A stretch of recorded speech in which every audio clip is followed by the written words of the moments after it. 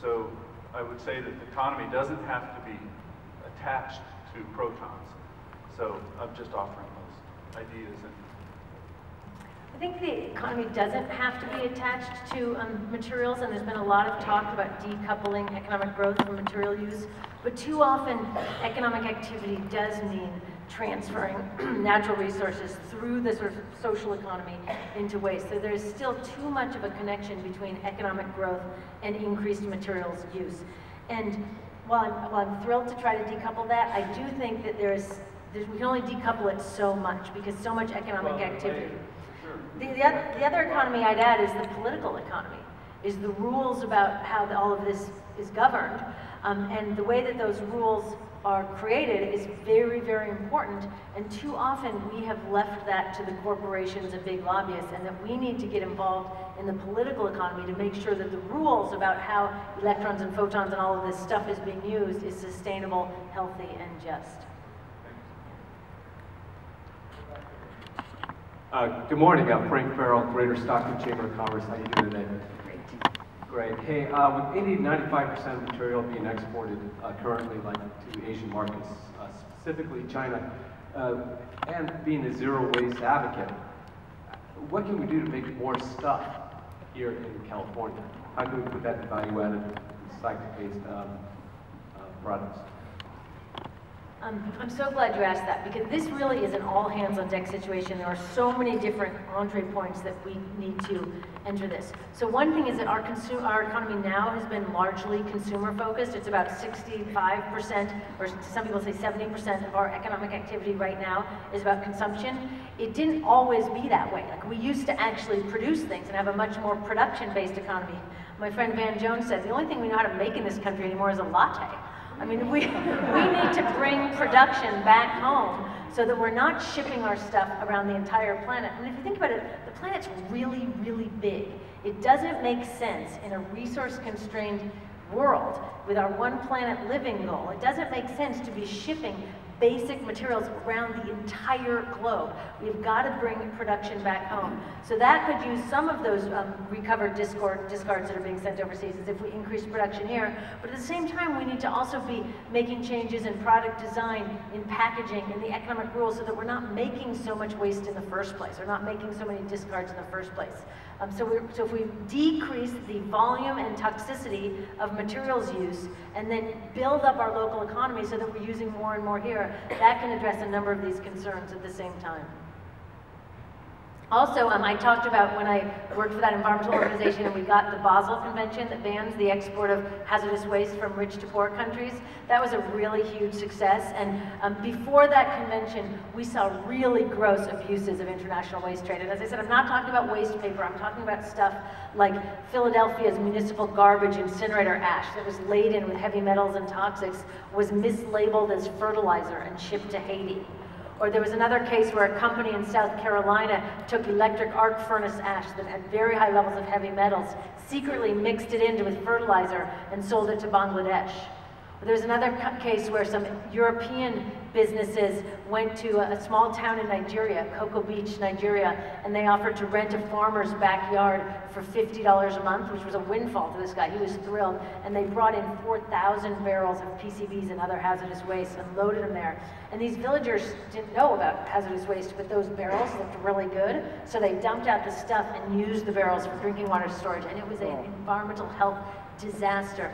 We saw cases like that routinely in the late 80s and early 90s. And since the Basel Convention was implemented, that kind of just obscene international waste trafficking has diminished a lot. But there is only one industrialized country in the world that has not ratified the Basel Convention, and that's the United States. So another thing that we can do to stop the real abuses in the international waste trade is get the US government to ratify the Basel Convention.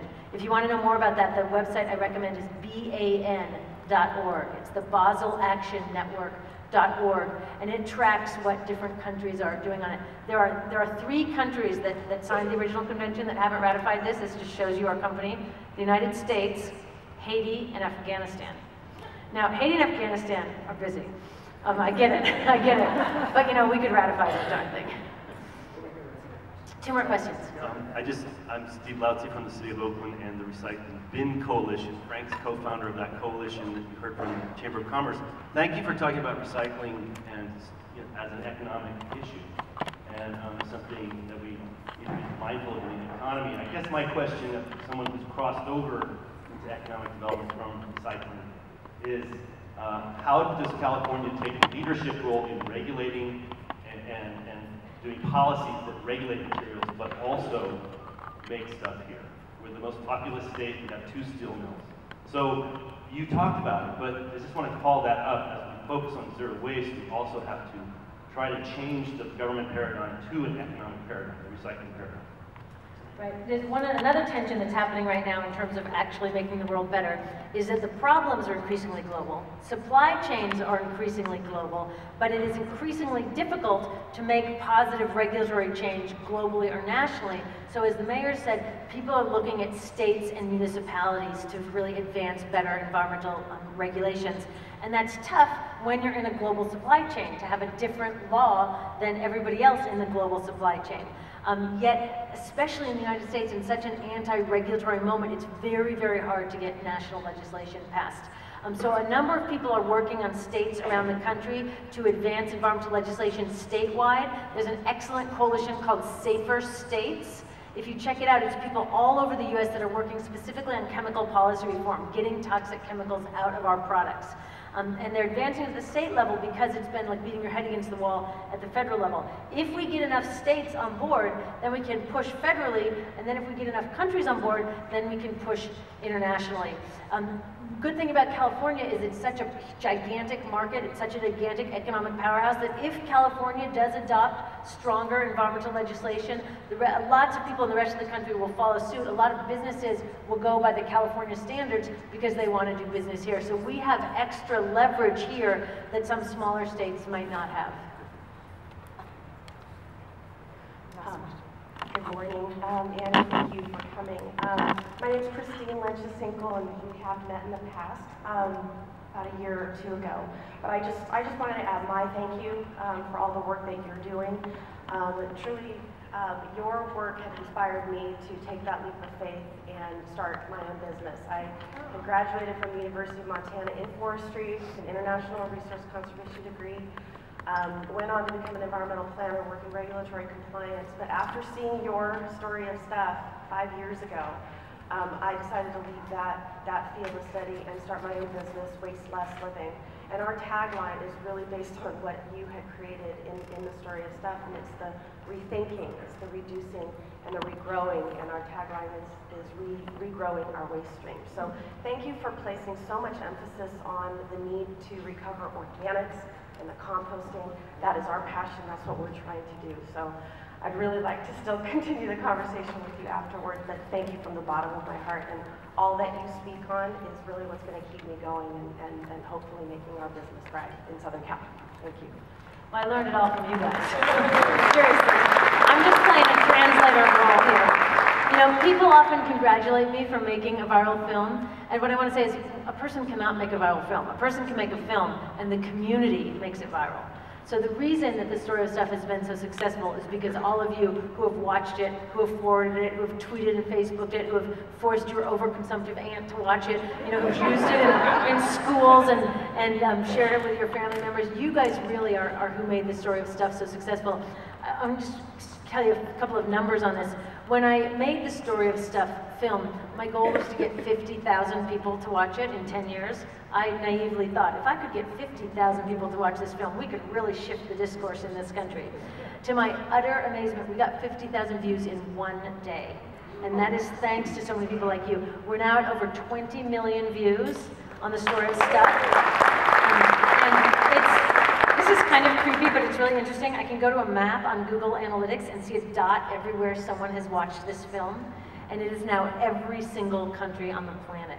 It has been crowdsourced, translated into multiple languages. I just asked our social media person, how many views has the story of bottled water had? And she said, 2 million. I said, oh, I thought it was only 1 million. And she said, no, no, that's the Chinese version. I was like, oh, okay. So really, thank you so much. You know, I did not make a viral film. I made a film, and you guys made it viral. And you guys spread the message and turned the volume up on this discourse. So thank you guys so much. We are doing this together. I could not do it alone.